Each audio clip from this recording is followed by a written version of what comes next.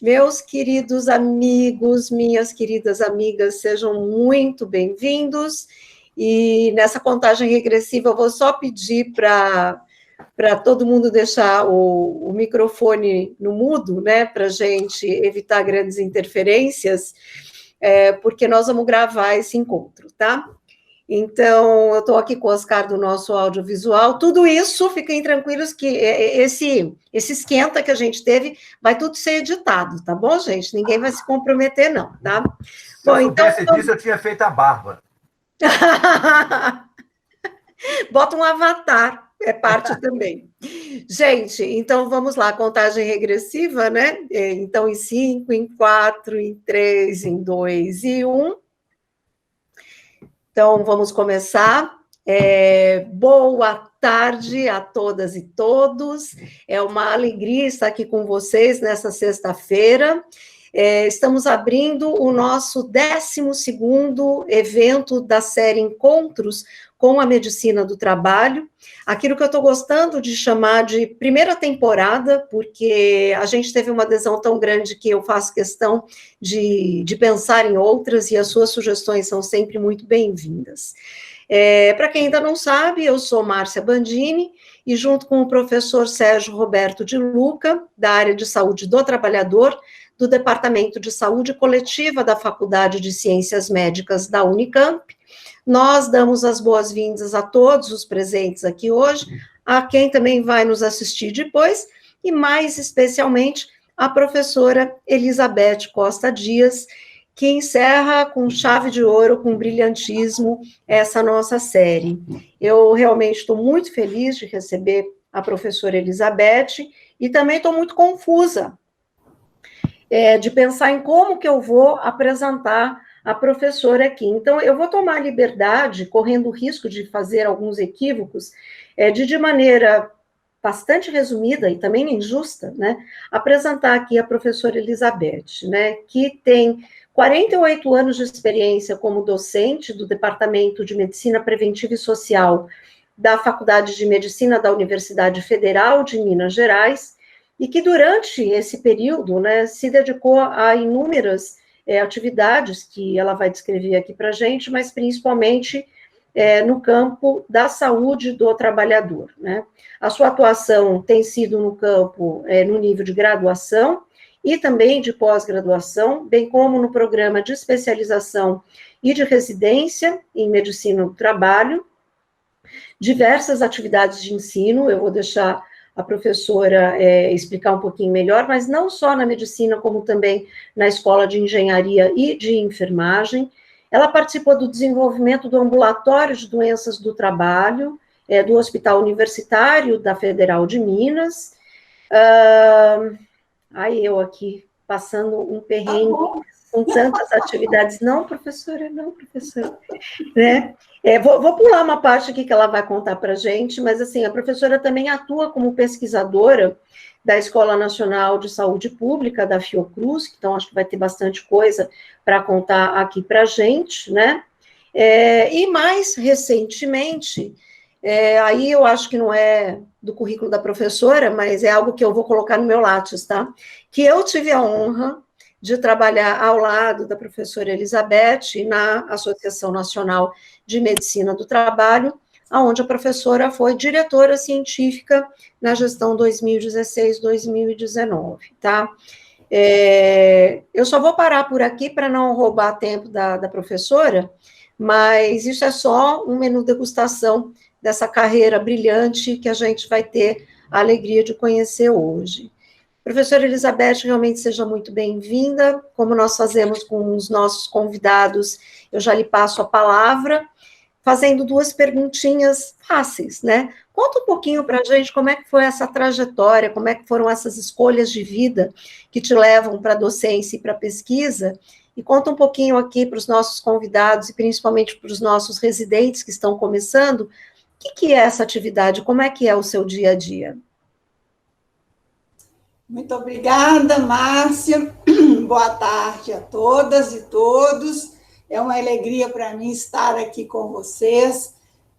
Desde o início, achei essa iniciativa fantástica, porque ela abre janelas para os nossos residentes, no sentido de mostrar um pouco assim, da amplitude do nosso campo de atuação enquanto médicos do trabalho. E nós tivemos aqui exposições brilhantes e cativantes, e eu fico me imaginando se, enquanto residente, como é que aumentaria a minha dificuldade de fazer as escolhas, né, devidas. E hoje eu estou aqui no papel meio de garota meio idosa, propaganda de no campo de atuação da medicina do trabalho, que é a área de ensino, formação de pessoas, pesquisadora, extensionista, aquelas coisas que fazem parte do dia a dia de um professor universitário. E essa pergunta dizer assim, como é que eu cheguei aqui? Eu costumo dizer que eu não escolhi a medicina do trabalho, ela me escolheu. E eu estou muito feliz nessa escolha. Eu me formei há 50 anos. Esse ano nós estamos fazendo o Jubileu de Ouro na UFMG. Eu não tive medicina do trabalho na graduação, mas eu tinha muito bem definido, quando eu me formei, que eu queria fazer saúde pública. E nós não tínhamos residência nessa época, não tínhamos pós-graduação aqui, e o diretor da faculdade, sabendo do meu interesse, me chamou e disse o seguinte: você não quer desenvolver a área de medicina do trabalho, não? Era um conteúdo do currículo mínimo, a escola havia feito uma reforma curricular, criado uma disciplina de saúde ocupacional e precisava de alguém para desenvolver, ele não tinha ninguém interessado. Então, ele me laçou assim, né, jovem, entusiasmada, e me prometeu que me facilitaria a vida, vamos dizer assim, me mandando para São Paulo para fazer o curso na Faculdade de Saúde Pública, que era o que nós tínhamos na época. E eu, animadíssima, topei e comecei essa minha trajetória por um processo de formação naquele primeiro curso dos franceses, 71, que a Fundacentro promoveu em São Paulo, e quando eu tive a oportunidade de conhecer aquele que viria ser meu padrinho profissional, professor Diogo Nogueira, professor Bernardo, professor Oswaldo Paulino, professor Joaquim Junqueira, e também me aproximar de alguns colegas jovens interessados no tema, como eu, o René Mendes, o Satoshi Kitamura, entre outros, né? E, então, eu assim, fiquei fascinada com esta especialidade, com o campo que se abriu, e em 72 eu voltei não só para a segunda fase desse curso, com os franceses, e então, assim, meu batismo foi com a medicina do trabalho francesa, e depois, em agosto, comecei os cursos na Faculdade de Saúde Pública. E, na época, eram todos coordenados pelo professor Diogo, e ele contava com uma equipe de primeira linha, né? Então, nós tínhamos um conteúdo de higiene ocupacional, com o doutor Stettiner, que era professor de carreira na faculdade, e alguns convidados ilustres, entre eles o doutor Bernardo, que desenvolvia muito bem a parte de doenças ocupacionais, nos levava para fazer estágio no SESI. Então, eu tive essa oportunidade de trabalhar com ele no SESI, no Serviço de Doenças Ocupacionais, e onde também nasceu o sonho de ter um serviço aqui na universidade. E depois eu tive a oportunidade também de fazer um estágio na Volkswagen, com o Jorge da Rocha Gomes, que foi também muito importante na minha formação profissional. Em 72, segundo semestre, aconteceu de tudo. Houve o Congresso Internacional da ICOR, em Buenos Aires, nós fomos. Houve um seminário internacional, o professor Diogo e o professor Bernardo, aproveitando os ilustres colegas que vinham para o Congresso Internacional, fez um stop em São Paulo e um seminário internacional, então foi também uma grande oportunidade. E depois, né, simultaneamente, o lançamento do Programa Nacional de Valorização do Trabalhador, com a criação dos serviços especializados em medicina e segurança do trabalho, que geraram, né, a necessidade de formação de pessoas em escala e da produção de material didático para dar suporte a esses cursos. Então, assim, eu participei um pouco disso tudo, um pouco da vida associativa na APM, no Departamento de Medicina do Trabalho, um pouco na vida da ANAMIT, que assumiu a cooperação com a Fundacentro de preparar esse material. Então, quando eu voltei a Belo Horizonte, em dezembro, voltei assim, entusiasmadíssima com as tarefas da universidade e também com o compromisso de coordenar os cursos de especialização em Minas Gerais, tanto para engenheiros, médicos, supervisores de segurança e auxiliares de enfermagem do trabalho. Depois, a enfermagem do trabalho também. Então, vocês podem imaginar que era muita areia para o meu caminhãozinho. Né? Então, mas o entusiasmo da juventude, a crença e, principalmente, a ajuda de algumas pessoas fundamentais, entre elas eu destaco o Gilberto Madeira Peixoto, que foi meu braço direito aqui, porque ele era uma pessoa muito reconhecida como médico do trabalho da Belma Mineira, tinha uma rede de colegas ampla e tinha uma atuação grande na Associação Mineira de Medicina do Trabalho, e com isso ele me facilitou a vida, me ajudou muito, e eu serei eternamente grata a ele, e a Suzana, a companheira, a esposa dele, que também foram duas pessoas essenciais nessa minha trajetória. Mas o que eu quero dizer é que estava assim, meio que selado o meu destino. Né? Então, assim, eu ia ser professora, trabalhar com formação de pessoas, eu era dedicação exclusiva na universidade, e com isso também desenvolvemos uma disciplina na graduação de medicina do trabalho, uma disciplina optativa, e fomos levando. E aquele sonho de fazer o nosso ambulatório e os cursos de especialização. Então, foi uma época de muito trabalho, de muito crescimento, erros e acertos, algumas dificuldades, eu era muito jovem, mulher, então todas essas coisas acabam se somando e, de uma certa forma, aumentando as dificuldades, mas também aumentando os desafios. E aumentando, e eu preciso reconhecer isso, assim, as ajudas, eu recebi muitas ajudas, muito suporte da própria universidade, da própria diretoria da Faculdade de Medicina, e assim foi possível vencer essas barreiras. Né? E a partir daí, também começa essa vida que permanece até hoje. Eu já me aposentei na universidade, mas continuo trabalhando.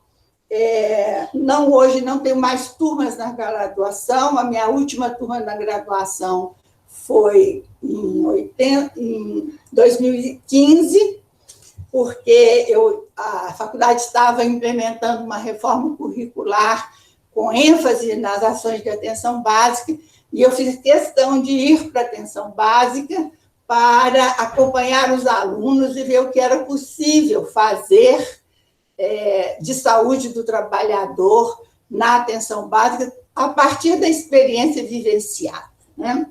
Então, isso também foi muito bom, muito útil, e eu aprendi muito com essas pessoas. Bom, de lá para cá, nós tivemos, então, eu, pessoalmente, estive sempre inserida na graduação, nós tivemos alguns processos de mudança curricular, e sempre com esse foco de desenvolver ações de saúde do trabalhador. Conseguimos criar o nosso ambulatório de doenças profissionais em 1983, então, e a partir do ambulatório, ele foi um dos primeiros serviços universitários. Me lembro bem da visita do Sérgio De Luca aqui, mais ou menos nessa época, e, inclusive, tivemos uma grande reunião de serviços em hospitais universitários durante uma SBPC que ocorreu em Belo Horizonte. Foi quando Sérgio, ainda residente, nos visitou e com a equipe da Unicamp. E depois também desenvolvemos cursos, parcerias com o Ministério do Trabalho, com o Ministério da Previdência, porque o nosso ambulatório já nasceu articulado com a Previdência Social e a Fundacentro, e a universidade. E isso nos possibilitou um trânsito muito interessante e meio que a superação de alguns obstáculos que outros grupos tiveram e que nós, felizmente, não tivemos. E a mesma forma, a articulação com o trabalho e o Ministério do Trabalho, as equipes, o Ministério do Trabalho, nesse momento, era muito forte. Ele, vamos dizer assim, foi pioneiro numa diretoria, numa superintendência de saúde e segurança no trabalho, e nós recebemos, inclusive, muito apoio, até recursos para o desenvolvimento de pesquisas no âmbito da universidade por parte do Ministério do Trabalho. Então, nós tínhamos uma boa parceria com a equipe do Mário, a Raquel Rigoto, a Ayrton. Então, acho que a gente criou meio que assim, uma frente ampla dos serviços públicos, que, articulados com o movimento de trabalhadores aqui, nos possibilitou trabalhar e desenvolver algumas frentes de trabalho muito interessantes. Entre elas, a escola 7 de Outubro, que é uma escola de desenvolvimento de trabalhadores, né, o Centro Intersindical de Desenvolvimento de Saúde do Trabalhador, que foi também uma das coisas boas, que eu tenho ótimas lembranças do trabalho que fizemos lá, de uma forma articulada. Depois disso, anos 80, ano da Constituinte, então trabalhamos muito no processo constituinte, trabalhamos muito na reforma sanitária, buscando a inserção ou a atribuição da saúde do trabalhador no SUS, e também que eu considero uma conquista, em que pese a gente ainda ter muitas dificuldades para fazê-la acontecer. A Adriana está aí de testemunha, mas muita coisa aconteceu, e eu acho que a gente tem um saldo extremamente positivo, né, nessa área. Ainda vamos caminhar e conseguir mais. Tivemos uma aproximação com a área de saúde ambiental, agora já no âmbito do Ministério da Saúde, e uma série de iniciativas. E eu participei do primeiro grupo da elaboração da primeira política de saúde do trabalhador, ainda em 91, depois a segunda política em 98, a terceira política em 2004 já, e essa foi intersetorial, com a participação do trabalho e da Previdência, até que nós chegamos à nossa política de saúde do trabalhador, aprovada em 2012 e que está vigindo até hoje. Muitas iniciativas, muito trabalho de formação de pessoas, muito trabalho na graduação e na residência, e eu quero destacar aqui que é sempre um desafio trabalhar na graduação, porque a gente é meio um bicho estranho na faculdade de medicina. E mesmo quando nós criamos o ambulatório, no início dos anos 80, era comum a gente encontrar com as pessoas no corredor do prédio de ambulatórios do hospital, e o colega perguntar assim: o que você está fazendo aqui? Então, romper com essa imagem, sabe, do burocrata da saúde, que só faz atestado e assina laudos, não é realmente uma coisa fácil, né? Trabalhamos também no âmbito do Ministério da Saúde com a elaboração da primeira lista, 98, 99, a lista de doenças relacionadas ao trabalho, e depois um grande trabalho coletivo, que foi a elaboração do Manual de Doenças Relacionadas ao Trabalho para Atenção Básica. É uma publicação do Ministério de 2001, que teve uma tiragem de 100 mil exemplares e teve uma ampla divulgação e acabou servindo para muitas coisas, não só para atenção básica, mas para a formação de pessoas, para os residentes, para os alunos da graduação, para os trabalhadores e as suas assessorias sindicais, para o sistema judiciário. Então, assim, essa é uma das coisas boas, que é um dos frutos desse trabalho, que eu considero, assim, muito positivo e me dá muita alegria, né? Tive também algumas atividades na vida associativa, no movimento de trabalhadores. Começamos ainda no início dos anos 90 a trabalhar com a população informal, trabalhei com carroceiros, trabalhei com carvoeiros, trabalhei com a população marginal trabalhadora, e isso também me deu, assim, vamos dizer assim, uma experiência e um compromisso que eu ainda sinto dentro de mim, que ficou faltando dar resposta a essas demandas. Mal imaginava eu que nós hoje estaríamos em 2020 com esse grupo, ao invés de marginal, periférico e segmentado, cada vez mais crescendo, né? Então, assim, é assustador isso, mas é a realidade, né? Então, assim, foram experiências, não quero me alongar muito, porque nós temos o tempo de debate, mas, assim, queria lembrar também do trabalho na vida associativa. Márcia já falou das atividades junto à gestão dela, né, recente. Tivemos um congresso maravilhoso, eu posso dizer isso, porque o João que fez. E trabalhamos muito unidos numa equipe, e principalmente, eu acho que esse lado da vida associativa é muito interessante, porque é uma relação meio de amor e ódio, uma relação assim de rejeição e aproximação, porque tem gente que não me reconhece como médica do trabalho, e, ao mesmo tempo, eu fui presidente da AMIT, fui vice-presidente da ANAMIT, e eu já ouvi de um colega gaúcho, num seminário aqui em Belo Horizonte, publicamente dizer o seguinte: quem sabe, faz. Quem não sabe, ensina. E eu tive que levar para casa, porque não cabia uma discussão com ele, porque ele era muito forte e meio perigoso, né? Mas, assim, são coisas que fazem parte da vida. Só para vocês terem ideia que, apesar de você ter essa ideia romântica da universidade, não é um negócio tão simples assim. E para coroar e encerrar, eu quero dizer que eu tive uma satisfação e uma honra muito grande de ser, vamos dizer, de entrar para a Academia Mineira de Medicina.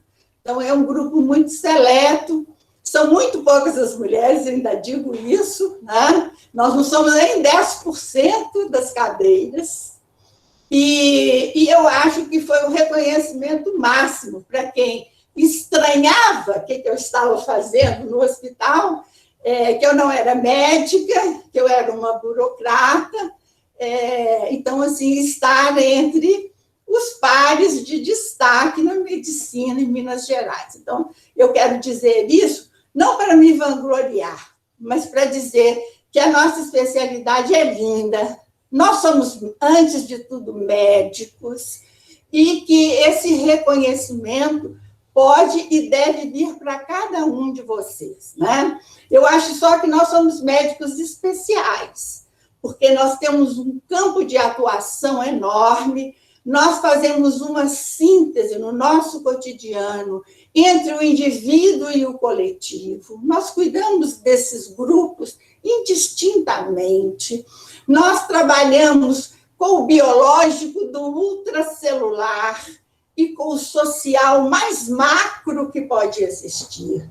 E esse é o nosso fascínio. Nós agregamos na raiz da nossa especialidade tudo que vem das ciências humanas, das artes, da tecnologia de ponta, e essas são as exigências, né, para ser um bom médico do trabalho. Nesse sentido, nós trabalhamos com as competências, oferecemos isso à ANAMIT como vamos dizer assim, um roteiro para facilitar a formação das pessoas e a educação continuada dos colegas.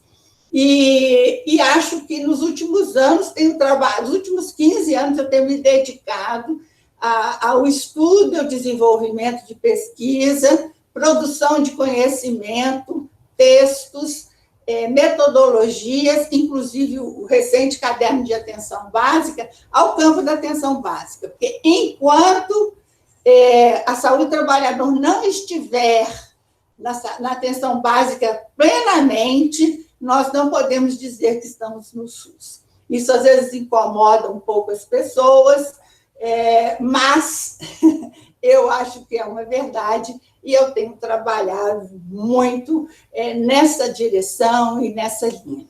Eu acho que eram os pontos que eu gostaria de trazer e estou à disposição para conversarmos e, vamos dizer, ouvir outros pontos de vista e responder alguma pergunta, se eu puder, né? Senão também tem muita gente para responder.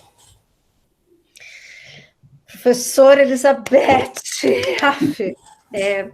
muito obrigada, assim, a sua fala não só é super adequada para fechar, como eu digo, com chave de ouro essa nossa série, mas absolutamente inspiradora, não apenas para quem está se formando, mas para quem renova os seus compromissos com a saúde dos trabalhadores todos os dias, né?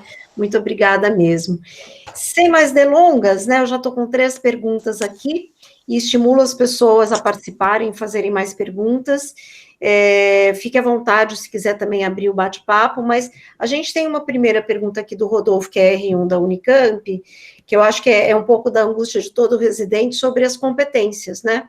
Quais as principais competências? Porque quando a gente olha as competências, eu sei porque a gente discute na Unicamp, os meninos têm até taquicardia, tá? Então, quais são as principais competências, na sua opinião, né? Assim, aquilo que não pode faltar mesmo, né, para que os residentes da medicina do trabalho possam exercer a profissão de forma plena. Pergunta fácil essa, né? O Paulo Conceição e o João Silvestre também trouxeram perguntas, são perguntas de temas diferentes, né?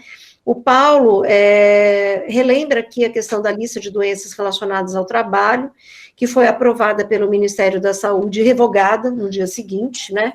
E se criou uma falsa ideia de que Covid não poderia mais ser relacionado ao trabalho. E como que a senhora vê isso, e se poderia falar um pouco mais da função da lista e também da Covid relacionada ao trabalho.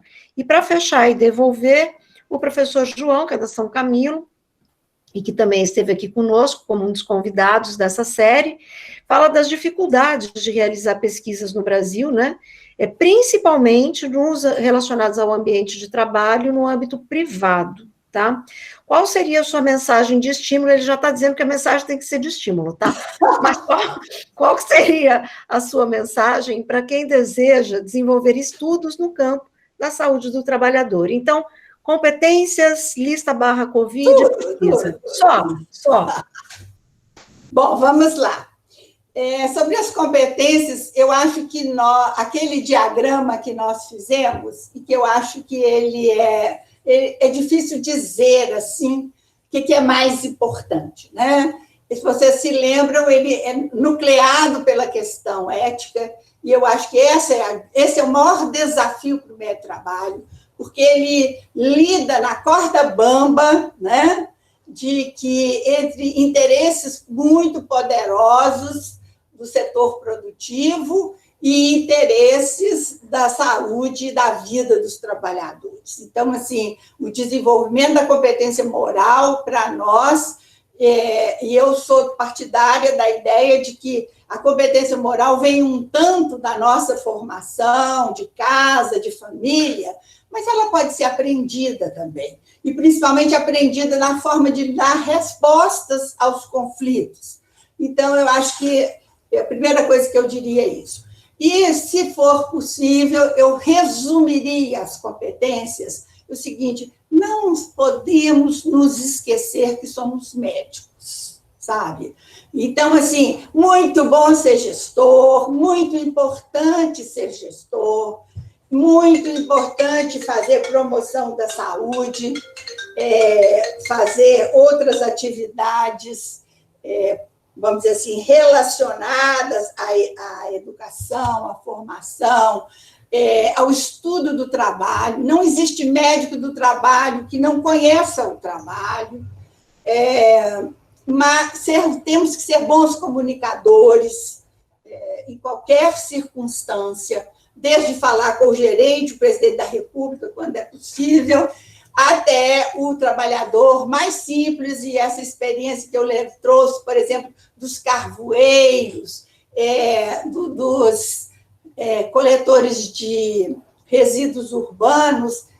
Gente, esse é o nosso desafio, essa é a nossa tarefa, tá? Mostrar que o trabalho tem a ver com a saúde, em primeiro lugar. Esse também é um outro tema que me é muito caro, que às vezes a gente tem uma distorção de pensar o trabalho como gerador de doença só, mas o trabalho é muito importante na vida das pessoas. E vai ser cada vez mais agora, nessa transição que nós estamos vivendo, que certamente não teremos trabalho para todo mundo.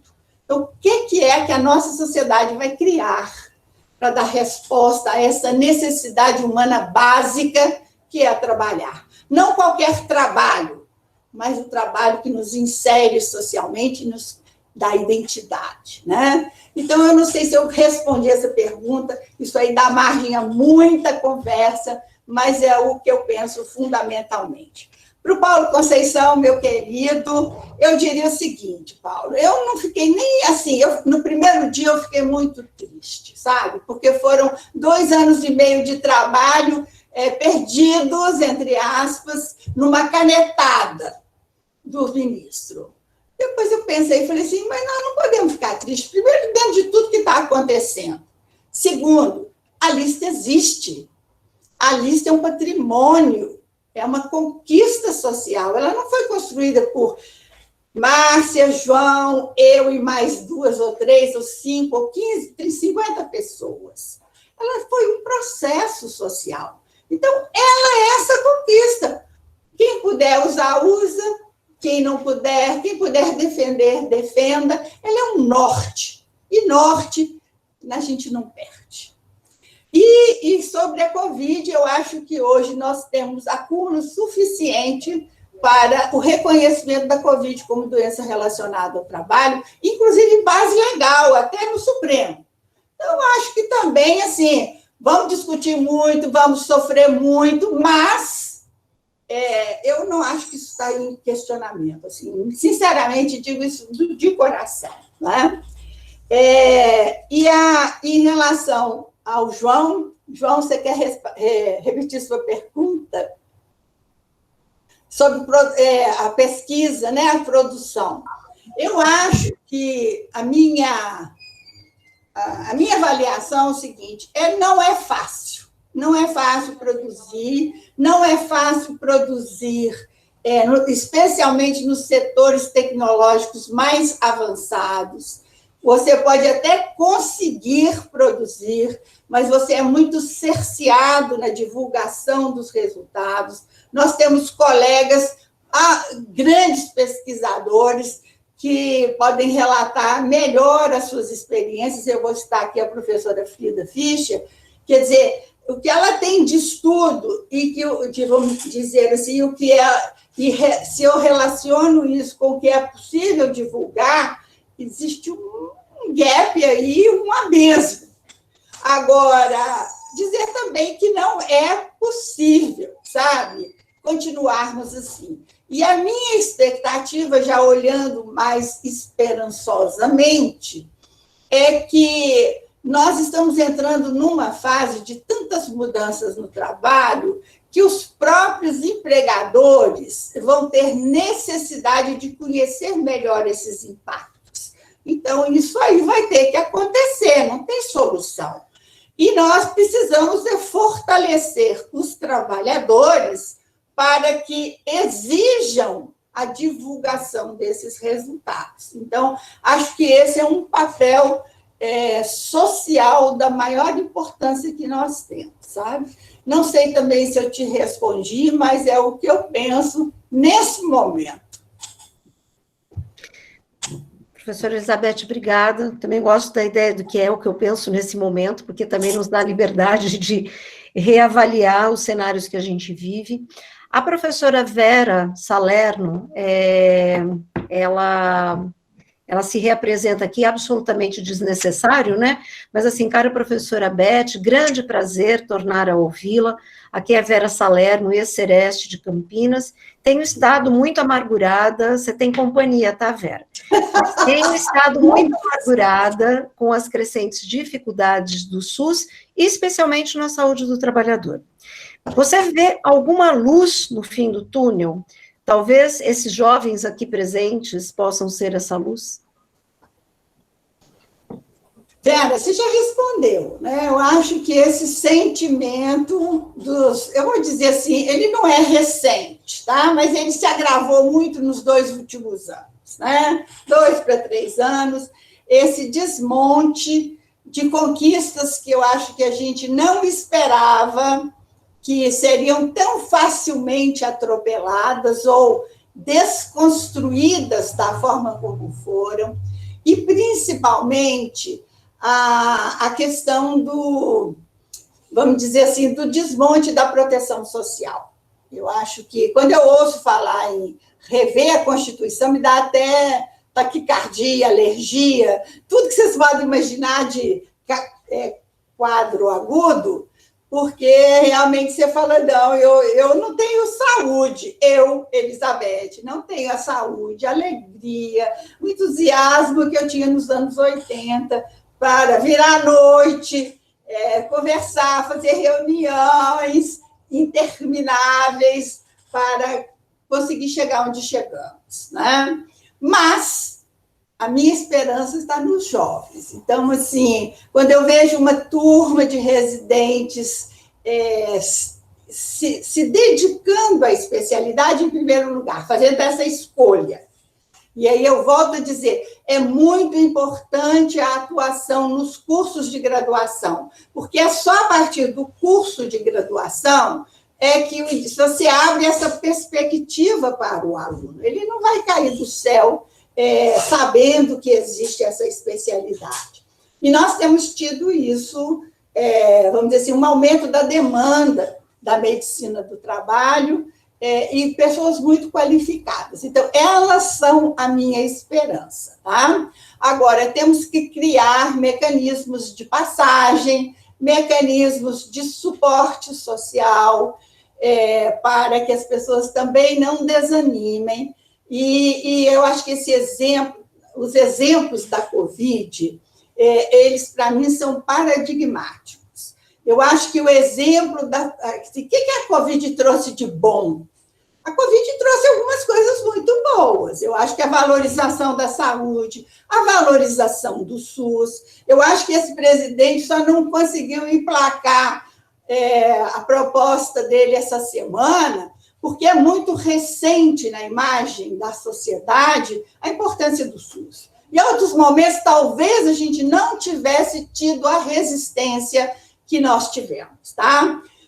Nós tivemos uma coisa muito importante, que eu acho que foi o desvelamento da desigualdade social no Brasil. Não dá para continuar exatamente da forma como era. E eu acho que isso é um fruto que nós não vamos colher produtos a curto prazo, mas que nós vamos achar que vamos dizer assim, também não dá para fazer de conta que não existe, né? E eu acho que a apropriação tecnológica, eu acho também que as pessoas foram forçadas a entrar nesse mundo e daí a gente não sai mais, né? Então, estou dando alguns exemplos, mesmo do movimento de trabalhadores, que às vezes a gente fica um tanto desanimada. Gente, das coisas mais emocionantes que eu vivi nessa temporada foi o movimento dos entregadores ou dos motoboys, né? Que capacidade de organização, eles estavam com a faca e o queijo na mão para parar o país, nós estávamos na mão deles, para receber tudo em casa. Então, acho que essas coisas, e todos jovens, uma meninada, né? Sem experiência política, sem formação mais elaborada, e, no entanto, na defesa dos direitos, na defesa das necessidades deles, eles foram capazes de encontrar um caminho. Então, assim, é nesse sentido que eu mantenho o meu humor, a minha esperança, né? E adoro também uma frase do Laertes Neuvar, que ele fez uma conferência, né, por vídeo, que eu sugiro que todo mundo tem que assistir, o trabalho pós-epidemia, que ele fala o seguinte: nós temos que resgatar o encantamento pelo trabalho. E nós, médicos do trabalho, de uma forma muito particular, tá? Eu não sei se é porque eu permaneço encantada, mas eu acho fundamental esse encantamento, porque é ele que vai nos dar esse entusiasmo, essa coragem, essa alegria de trabalhar e vencer os muitos obstáculos que nós estamos vivendo. Estou encantada. Já que estão falando de encantamento, professora Elizabeth, assim, infelizmente eu vou fazer mais 2 perguntas só para a gente fechar. Uma é do João, né, que eu acho bem interessante, que nesse seu relato, desculpa a participação especial da Janis Joplin, que é minha cachorrinha de fundo, tá? Sim. Mas o João pergunta, assim, nessa sua trajetória, né, de ter trabalhado em parceria com o Ministério da Saúde de tantos governos, qual que é o segredo, né? Como é que é isso de trabalhar em governos diferentes, né? Se a gente puder aprender alguma coisa. E eu queria também deixar uma perguntinha de Márcia agora, né? Quase 50 anos de formação e de atuação na medicina do trabalho, que é um ambiente ainda predominantemente masculino e masculinizante. Como é que é transitar nesse território sendo mulher? Então, 2 perguntas fáceis, né? Diferentes governos, ser mulher nesse mundo. Ô, João, assim, eu acho que não tem segredo, tá? Acho que existe um fio condutor aí que está muito ligado ao nosso objeto de trabalho, que é o trabalho humano. São as pessoas, são os trabalhadores.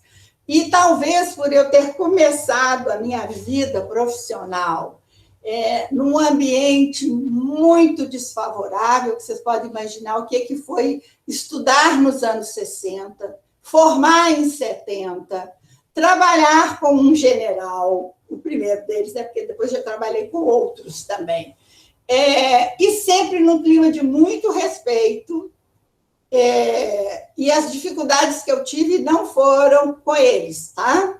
Agora, eu acho que tem valores maiores, últimos, que você tiver condição de trazer à tona e, vamos dizer assim, defender, você sempre vai encontrar aliados. Eu acho que isso é um aprendizado que eu trago. Às vezes a gente cai, às vezes a gente levanta, às vezes a gente fica escondido debaixo da pedra esperando o tsunami passar, porque tudo isso acontece na nossa vida cotidiana.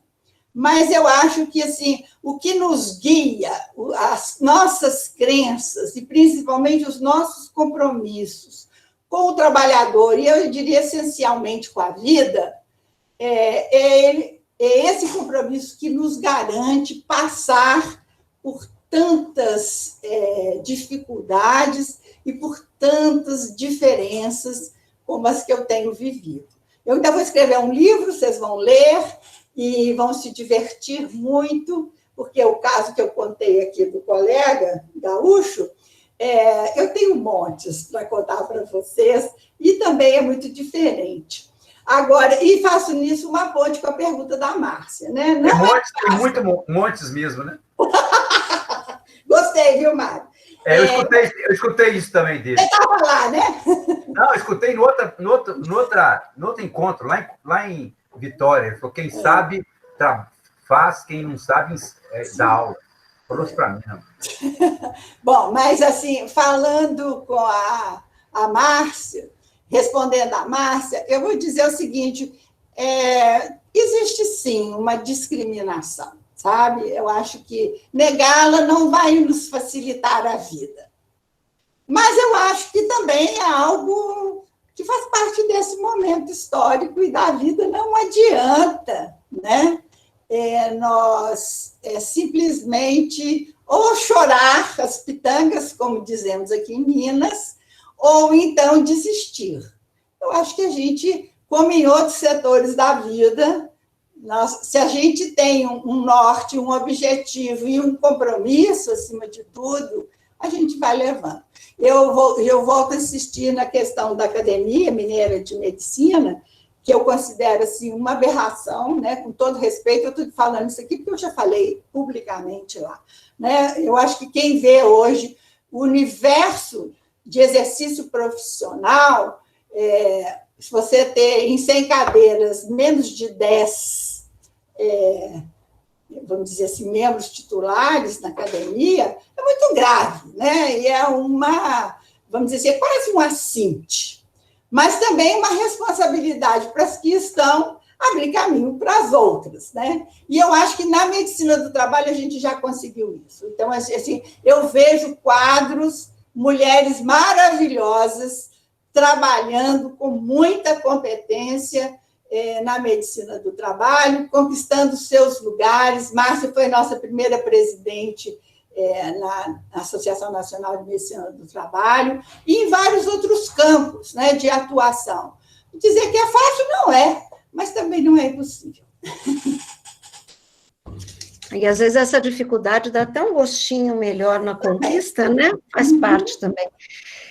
Professora Elizabeth Costa Dias tem várias manifestações aqui de reconhecimento e de agradecimento. Infelizmente, eu vou precisar cometer a indelicadeza de começar a fazer o nosso fechamento. Digo começar a fazer o nosso fechamento porque eu ainda vou lhe devolver para passar uma mensagem final aqui, né? E vou pegar carona aqui no comentário do João, né, que pediu uma mensagem de incentivo, né, então, assim, de preferência eu peço uma mensagem de esperança também, mas eu acho que a sua participação aqui conosco, primeiro que é valiosíssima e nós temos uma imensa gratidão pelo seu tempo, pela sua dedicação, não aqui hoje, nesses 50 minutos, 1 hora, mas pela sua dedicação de uma vida à saúde do trabalhador, ao campo da saúde do trabalhador, à construção da saúde do trabalhador no Brasil, e principalmente na defesa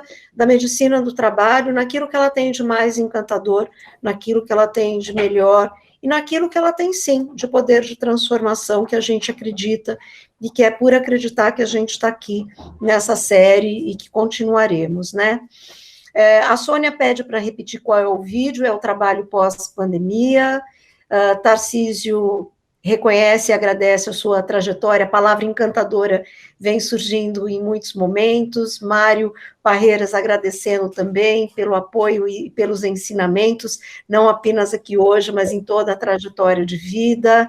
O professor Losovei, da Federal do Paraná, está aqui com a gente também, e agradece a sua participação e relembra aqui situações de ótimos convívios com você, abraços sinceros e apertados. A professora Vera agradece, enfim, todo mundo aqui agradecendo muito, e realmente com o nosso respeito, a nossa admiração e a nossa gratidão, eu te devolvo aí, Beth, para uma mensagem final, e antes da gente encerrar, eu tenho mais uma novidadezinha aqui.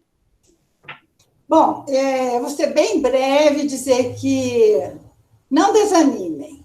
Eu acho que, pelo contrário, eu vejo muitas janelas de oportunidade nesse mundo pós-Covid.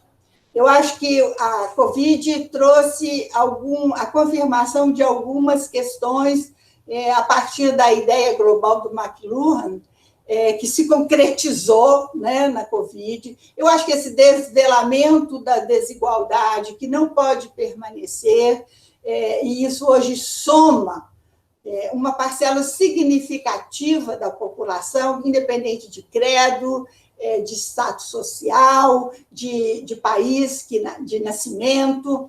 Então, eu acho que esta questão, ela hoje me anima. E segundo, é o nosso objeto de trabalho. Trabalho, gente, sempre vai existir, né? E esse trabalho é muito importante. Que privilégio nós temos de tê-lo como objeto de estudo, de interação social, de aperfeiçoamento. Esse é o nosso compromisso. A única coisa que eu posso dizer é o seguinte: quem tem esperança de ganhar muito dinheiro não deve fazer escolha de carreira universitária, porque os prazeres são muitos. Você tem uma sensação maravilhosa que você está sempre convivendo com jovens. Eu falo assim, que eu não me vi envelhecer. Meus interlocutores sempre foram jovens. De vez em quando eu encontro o Mário, assim, com o cabelinho branco igual o meu, mas, vamos dizer assim, a grande massa, o grande número de pessoas são muito jovens, entusiasmados, topam tudo, dominam a tecnologia, que eu não sei mais, me ajudam. Então, acho que essas coisas, esse é o grande presente da vida universitária, né? Fora o espaço de liberdade, Tarcísio está aí conosco para dizer isso, a nossa relação muito próxima com o SUS, a Adriana está aí para testemunhar, mas eu acho que, principalmente, né, esse prazer que vem do trabalho, esse prazer de ver as coisas prosseguindo, é o grande presente da atividade universitária. Muito obrigada. Beth, presente. Eu queria dizer que meu cabelo é branco porque ele está casto, tá certo? Mas se o Sérgio tivesse a cabeleira dele, possivelmente também estaria mais branco, né, Sérgio? Tá? Só isso. O meu está só meio gasto, então significa que eu ainda tenho para gastar, né? Tá muito bom. Abraço, Sérgio. É cabeça brilhante. Muito obrigado, Beth. Sim. Beth, só elogios aqui, antes de eu falar da novidade, né? Queria reconhecer também, eu estou comentando algumas indelicadezas hoje, pela emoção da participação da professora, mas eu queria reconhecer e agradecer muito o professor Edson Bueno, que é chefe do Departamento de Saúde Coletiva, que também está aqui com a gente, e que tem dado absolutamente todo o apoio para todas as invenções que a gente tem, todas as iniciativas que a gente tem da saúde do trabalhador. Edson, super obrigada, viu? Por aturar a gente, dar apoio também, tá? Mas agora que a gente já está nas acabativas, né, desse encontro, eu vou suspender um pouquinho do cerimonial, tá? E dizer muito carinhosamente, Beth, né? Como uma amiga querida que todos nós aqui respeitamos e admiramos, que o presente, de fato, é a gente que recebe com a sua presença aqui, tá? Muito obrigada mesmo. E eu deixei aqui no nosso bate-papo o link do canal, é o canal do Departamento de Saúde Coletiva, dentro do qual nós temos, então, a área de saúde do trabalhador, que está sendo lançado hoje, para fechar. Uau. Aquilo que eu estou falando, assim, é a primeira temporada, viu, Beth? Você deve voltar aqui com a gente, tá? Então, nós estamos lançando hoje o canal do YouTube da Saúde do Trabalhador. Quando a gente entrou, como ele é muito fresquinho, é pão saindo do forno quentinho, tá? Só tinha 7 inscritos, mas, por favor, todo mundo se inscrevendo agora, divulgando, curtindo, que conforme a gente cresce dentro do YouTube, não vou virar youtuber não, tá, gente? Mas conforme a gente cresce, a gente ganha espaço de divulgação desses encontros que são tão produtivos, tão afetivos e tão emocionantes também. Então, acho que com isso eu realmente encerro, reforçando os nossos agradecimentos. Beth, você no nosso coração hoje sempre, volte sempre, tá? Um beijo a todas e todos. Muitíssimo obrigada.